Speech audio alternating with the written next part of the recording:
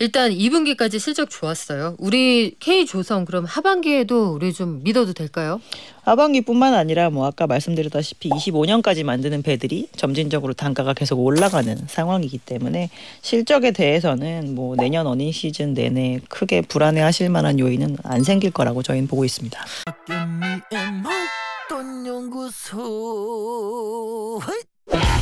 증시에 굉장히 다양한 종목들이 있는데요. 우직한 종목들, 정말 실적 베이스로 가는 그런 종목들이 있고 한편에서는 유행 타는 종목들이 있습니다.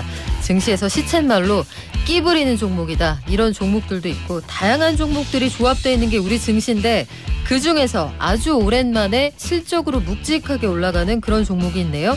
바로 조선업입니다. 업계 빅3가 지난달에 52주 신고가를 썼다고 하는데 하반기에도 괜찮을 것 같다고 해요. 앞으로는 어떻게 될까요? 조선업 하면 떠오르는 분입니다. 신영증권 리서치센터의 엄경화 연구위원 오셨습니다. 안녕하세요. 안녕하세요. 자, 우리 조선의 국모다 이런 별명을 들었어요. 아니 이거 어쩌다가 조선의 국모가 되셨습니까? 아, 조선 애널리스트 중에서 여자가 저밖에 없어가지고 진짜요? 과분한 원앤온리? 네, 별명을 주셨네요. 국내에서 조선업을 분석하시는 애널리스트 딱 한 분, 여자분. 뭐 지금까지 이렇게 지속적으로 하는 사람은 저밖에 없는 상황입니다. 자, 영광입니다. 그분과 함께 저희가 지금 시간을 마련했는데 7월에는 그리고 혹은 상반기에는 마치 증시에 2차 전지만 있는 것처럼 정말 떠들썩했는데 조선주도 ETF 수익률을 보니까 진짜 강하네요. 이게 상승세가 어느 정도입니까? 저희가 한 4월 이후부터는 꾸준하게 올랐다라고 얘기를 할 만큼 오른 것 같고요. 올해 말씀하신 것처럼 52주 신고가를 대부분 기록을 했고 연초 대비해서 상승률로 봤을 때는 이제 일부 종목은 100%가 넘어가는 종목도 있고 뭐 7, 80% 정도에 이르는 종목도 심심찮게 찾아볼 수 있습니다. 그래요. 조선주가 왜 강세를 보이는지 일단 궁금한데 장사 잘 된다는 얘기겠죠? 저희가 이제 수주 산업이라고 보통 얘기를 하는데 뭐 수주가 좋은 것도 있었고 저희가 이제 과거 10년 동안 수주 잘했으면 장사를 잘했으니까 영업을 잘 내야지라고 했는데 네. 이제 그 약속을 못 지켰던 세월이 10년이었는데요. 이제 올해부터는 이제 그 부분이 완전 뒤바뀌어서 흑자 전환을 드디어 시작을 했고 저희가 21년부터 계속 선가를 높여가면서 수주를 했기 때문에 그때부터 쭉 수주한 거를 연결해 가면 25년까지 계속 이렇게 잘 나오는 실적을 확인할 수 있겠구나라는 그런 기대감이 지금 좀 충만해져 있는 상황입니다.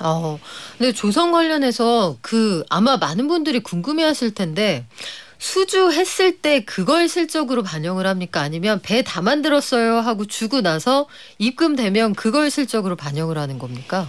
제가 오늘 수주를 해서 네. 만약에 그 배를 26년 6월 말에 납품을 하기로 했다라고 하면 네. 실제로 이렇게 짓는 과정은 한 12개월에서 10개월 정도거든요.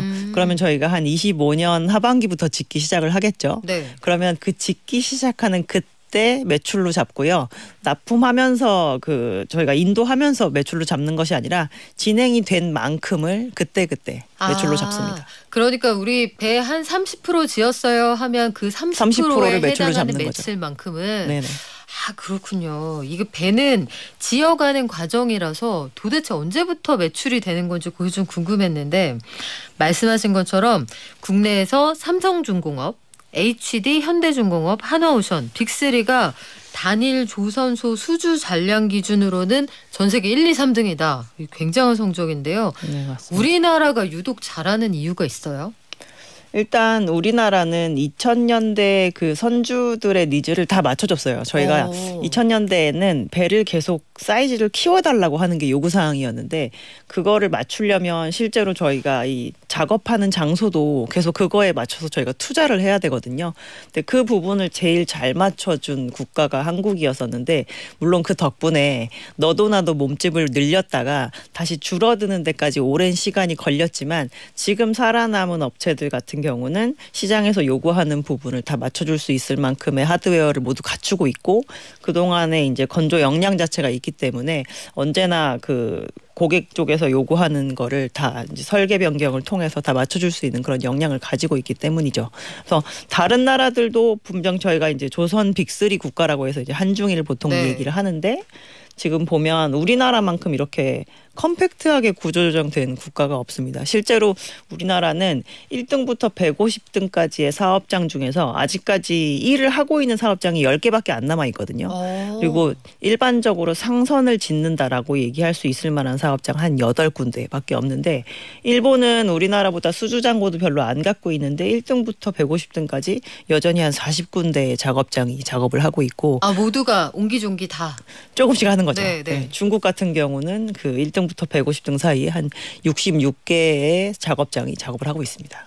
그러면 개별 조선소가 단위별로 가져가는 수익이 그렇게 크진 않겠네요. 그쪽은. 아무래도 매출이 적거나 그리고 만약에 잔고를 조금 빈약하게 가지고 있다라고 하면 지금이 호황기인데도 불구하고 한 2년 이내에 계속 사업을 지속할 수 있을까라는 의구심을 가질 수 있는 부분들도 좀 있는 거죠. 그렇군요. 이제 좀 이해가 되는데 우리나라가 고객이 원하는 대로 다 맞춰준다.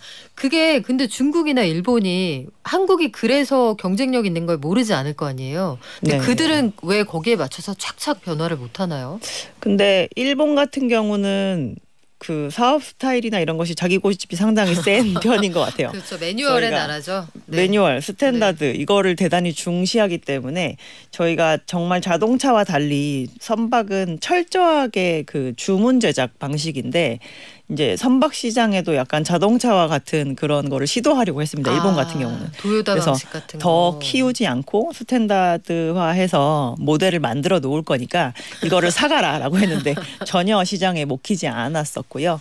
중국 같은 경우는 대형화하는 거에서는 이제 아무래도 자기네 국가의 그 해운사들도 많이 필요하니까 그 부분은 따라가긴 했는데 이제 지금 시장의 기술의 가장 큰 화두 중에 하나는 이제 친환경적인 거에 많이 집중을 해서 만들어야 되는 부분이거든요. 근데 그 부분까지는 따라오지 못하고 이제 업황이 좀 다운된 것이 아무래도 영향이 있지 않나 싶습니다. 여기는 맞춤복 시장인데 자꾸 기성복 만들어 놓고 5 반이셔도 그냥 5 입으세요. 아니면 66으로 올라가시던지 이렇게 얘기하면은 고객님들이 안 사가시겠죠. 회사별로 수주가 쏟아지는 상황이다. 조선업이 이 슈퍼사이클이라는 단어 오랜만에 써보거든요. 반도체는 이게 온다 하는데 언제 올지 모르겠고 슈퍼사이클에 조선업이 퐁당 빠져들었다 이렇게 볼만 합니까? 저희가 그 앞전에 1, 2차 사이클이 1차는 오일 쇼크 때 그리고 2차는 저희가 지금 수준에서 가장 많이 기억나는 2007년 전후 네. 차이나가 워낙 그 경제를 막 들고 일어날 때였었으니까요. 그리고 이제 요번을 저희가 슈퍼 사이클이라고 이야기를 하는데 단순히 양적인 측면으로 봤을 때 2007년 수준을 뛰어넘지 못할 거라고 봅니다. 근데 시장의 사이즈 자체가 줄어들었고 이제 시장 참여자들이 너도 나도 막 계속 사이즈를 키우는 그런 스탠스를 취하는 데가 아무 데도 없는 상황이거든요.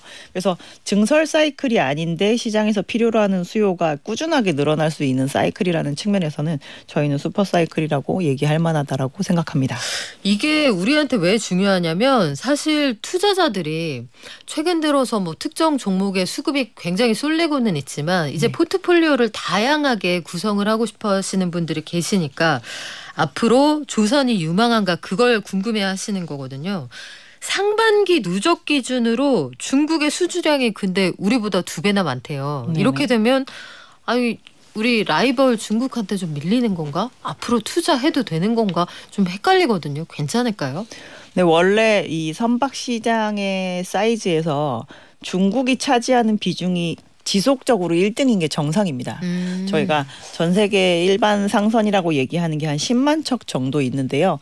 거기에서 크게 기술력을 필요로 하지 않고 크게 배의 스피드가 빠르지 않아도 되는 그런 선박들이 오히려 더 많은 비중을 차지를 하거든요. 저희가 일부 탱커나 벌커라고 이야기를 하는 이렇게 쓸어 담는 형태의 원자재나 에너지를 수송하는 그래서 그거를 중국 조선소들이 많이 만들기 때문에 시장이 그냥 지금 있는 비율을 그대로 유지를 하는데 선박이 추가로 더 필요하다라고 하면 중국이 계속 수주를 많이 받아야 되는 게 맞습니다. 근데 코로나 팬데믹 때 저희가 오히려 비싼 배들이 돈을 더 많이 벌었거든요. 그래서 조금 불균형적으로 한국이 많이 만드는 배들이 2년 연속 지금 이제 3년째 발주가 많이 나와서 그동안 이제 저희가 1등을 유지를 했었는데 원래 시장의 비율을 그대로 유지하는 평균으로의 회귀를 하려면 중국이 수주를 많이 하는 게 원래는 맞고요. 중국이 수주를 단순히 많이 한다라는 것 자체가 그렇게 위기사항은 아니라고 봅니다. 어차피 시장에서 발주가 좀 덜 나온 선박은 그 다음에 또 많이 나오고 또 많이 나왔던 선박은 그 다음에 덜 나오고 이걸 반복을 해야 되니까. 그래서 이제 중국이 우리나라가 잘 하고 있는 영역을 침해를 할 정도로 시장이 되게 경쟁이 심하냐 이제 이게 오히려 중요하다고 볼 수 있고 지금은 그냥 정상적으로 2년 동안 너무 발주가 안 나왔던 중국의 주력 선종들이 조금 발주를 하기 시작한 영향이다라고 보시면 될 것 같아요. 중국이 주력하는 배들은 보급형 배다 이렇게 이해하면 될까요? 그러면? 뭐 그렇게 큰 기술력이 필요로 하지 않는 배다. 네. 그래요. K조선이 그래서 말씀하신 것처럼 우리는 비싼 배 잘 만든다. 고부가 가치 선박이나 특수선 뭐 굳이 이름을 붙이자면 하이엔드 시장에서 잘 나간다는 얘기인데 우리는 양보다 질이다. 2분기 실적은 그럼 이걸 기준으로 볼 때 어떻게 평가할 수 있을까요? 저희가 이제 요번 2분기부터 나오는 실적들이 저희가 코로나 팬데믹 국면에서 21년에 수주한 물량들이 많이 섞이기 시작하는 시점입니다. 근데 21년에 전 세계에서 제일 돈 많이 번 해운사들이 컨테이너 선사거든요. 국내 업체들이 가장 많이 수주하고 가장 많이 뽑아내는 그런 배들의 네. 그 고객님들이 워낙 돈을 많이 버셔서 이제 돈을 아끼지 않고 발주를 하셨던 그 물량을 드디어 저희가 짓기 시작했습니다. 이것들은 이제 단순히 이게 과하게 할인을 요구한다거나 이렇지 않은 아주 풍족하신 상태에서 발주를 한 물량들이기 때문에 우리 고객님들이 네. 마음이 넉넉하시군요. 예, 지금. 그렇죠. 네. 그런 물량들을 올해도 그리고 24년에도 그리고 25년에도 저희가 건조를 할 예정인지라 2분기에 매출이 얼마나 많이 뛰어오르나 그리고 이만큼 뛰어올랐으니까 내년에 어느 정도로 매출이 더 올라갈 수 있겠지라고 예상할 수 있는 그런 측면에서 2분기 실적 특히나 거기에서 매출이 되게 중요한 수치였다라고 생각하고 있습니다. 그리고 매출이 괜찮았죠. 지금 한국조선해양은 매출이 5조 4,500억 원. 삼성중공업은 매출이 1조 9,400억 원. 하나오션은 근데 적자예요. 이 하나오션 얘기를 좀 해야 될 텐데 앞서 언급한 두 회사들은 전년 동기하고 비교를 하면 30% 이상 매출이 늘었거든요. 네네. 근데 하나오션은 대우조선해양이 이제 간판을 새로 바꿔단 회사잖아요. 주인이 바뀌면서 다른 업체들에 비해서 적자가 좀 오래 갈 거다. 빨리 회수가 안 될 거다. 이 전망은 왜 나오는 건가요?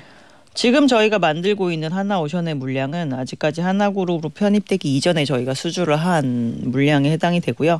실제로 저희가 이제 이 수주 시장에 물동량이 많지 않을 때 한화와 현대가 조금 저가 경쟁을 치열하게 하는 편에 속합니다. 특히나 이게 오너십이 없을 때는 아무래도 그러한 수주를 했을 가능성이 조금 더 높다고 볼 수 있고요. 저희가 그룹에 편입이 되었다고 해서 과거에 수주한 걸 지워버릴 수는 없기 때문에 그쵸. 이거는 얼른 만들어서 없애버려야 나중에 이제 좋은 방향으로 갈 수 있다라고 생각을 해볼 수 있겠죠. 과거에 대우조선해양 당시에는 저가 수주에서 우리나라 배 만드는 회사들끼리 출혈 경쟁한다는 얘기 많았잖아요.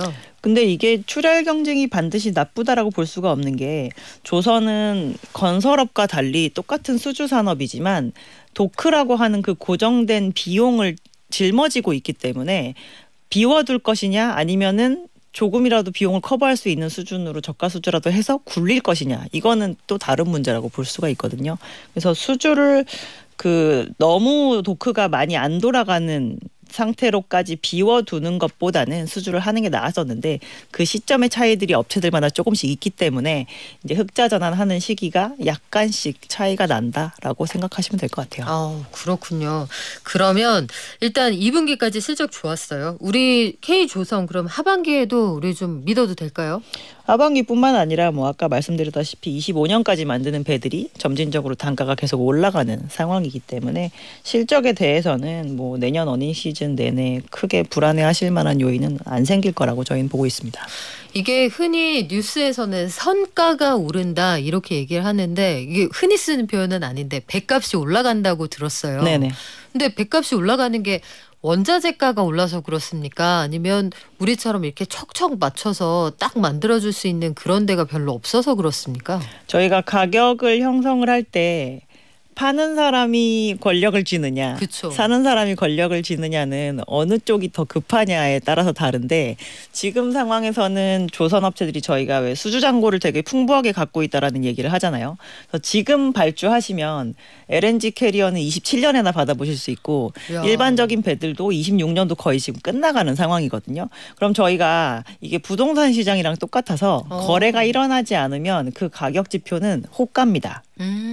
근데 제가 물건을 많이 가지고 있으면 굳이 낮춰서 부를 필요가 없잖아요. 조선업체 없죠. 입장에서. 네. 그래서 저희 재료값도 많이 올랐고요. 뭐 앞으로 해야 되는데 그 인력도 좀 더 필요하고 가격 좀 높여서 하실 거면 하시고 아니면 그냥 안 하겠습니다라고 얘기하는 게 이제 잘 먹혀 들어가는 그런 상황이 된 거죠. 지금 현재 그러니까 상황. 지금은 배를 사려고 하는 고객들이 더 아쉬운 시장이다. 그렇죠. 그러니까 네. 더 많이 사랑하는 사람이 약자인 거예요, 지금은. 그래서 저희가 옛날처럼 막 몸집을 키우는 구간이었으면 요 키운 것만큼에 대한 수주를 받기 위해서 또 약간 할인 경쟁을 하거나 이래야 되는데 지금은 이제 그런 증설 영향이 없는 상태이기 때문에 저희가 가격을 높여서 부르기가 좀 더 편한 상황이 됐습니다. 오히려 장사 자체는 배 한 척 지어서 인도했을 때 더 알차게 하고 있다는 얘기네요. 그렇죠. 네. 근데 걱정되는 것도 있어요. 그 아침에 무역수지 통계도 나왔습니다만 결국은 이제 그 보편적인 시장에서 컨테이너선 이런 것들은 물동량이 늘어나야 발주가 계속 늘어날 테고 그게 기본적인 실적을 어느 정도 받쳐주는 상태에서 하이엔드가 더해져야 그래야 실적이 유지가 될 텐데 물동량이 줄어들고 그럼 컨테이너선 발주 이런 게 줄어들 텐데 요게 그 해상우님도 최근에 떨어진다는 얘기 많고 앞으로 조선업에 이게 악영향을 미치진 않을까요? 저희가 2008년 그 리만 사태 이후에는 사실 제일 많이 망한 회사 중에 하나가 해운사였었거든요. 막 시스템 맞아요. 리스크가 터지고 네. 저희가 선박금융도 잘 조달도 안 되고 막 해서 조선업체들한테 가서 선박 좀 취소해달라 뭐 계약 파기해달라 막 이런 얘기가 되게 많았는데 이번에는 그런 얘기를 하기에는 너무 돈을 많이 벌었습니다. 저희가 그동안 컨테이너 업계 추산 그 팬데믹 기간 동안 한 60년치 돈 벌었다고 얘기를 하기 때문에 네. 사실 올해 적자가 난들 아무 상관없습니다. 네. 그동안 겨울잠 잘 때 대비한 그 지방을 충분히 축적을 해두었다. 그래서 막 비상장 해운업 하시는 분들 얘기 들어보면 다 창업일에 가장 많은 돈을 버셨다고 얘기를 하는 상황이고요. 저희가 이게 특히나 전기버스처럼 많은 노선을 굴릴 수 있는 해운사가 경쟁력을 갖는 시장이기 때문에 이 시장은 단순히 물동량이 많아서가 아니라 경쟁사의 그 경쟁력을 떨어뜨리기 위해서라도 출혈 경쟁을 원래 하는 시장이거든요. 그래서 좀 더 효율적이고 좀 더 친환경적인 배로 발주를 하겠다라고 만약에 A가 딱 나서면 B도 그거를 보고 또 따라가는 거고 C도 그거를 보고 따라가는 그런 네. 시장입니다. 근데 이제 이게 저희가 전체적으로 친환경으로 가자라고 할 때 이 원재료부터 수송하는 이 과정에 들어가는 모든 것이 다 친환경적이어야지 그 환경세를 부과하지 않겠다라는 그런 그래요? 방침으로 가고 있는 상태라 해운사들에게도 너네 운송의 A부터 Z까지 출발부터 끝까지 가는 이 동안 가장 친환경적인 컨디션을 만들어 오라라고 하는 게 화주들의 되게 큰 요구사항 중에 하나입니다. 그러면 우리 그거 할 수 있으니까 당분간 큰 걱정 없겠다. 갑자기 든든하다는 생각도 드는데 추가 상승 여력이 있을 거냐. 그러니까 조선업의 업황이 전반적으로 좋고 앞으로도 한 3년은 걱정 없겠다는 생각이 들거든요.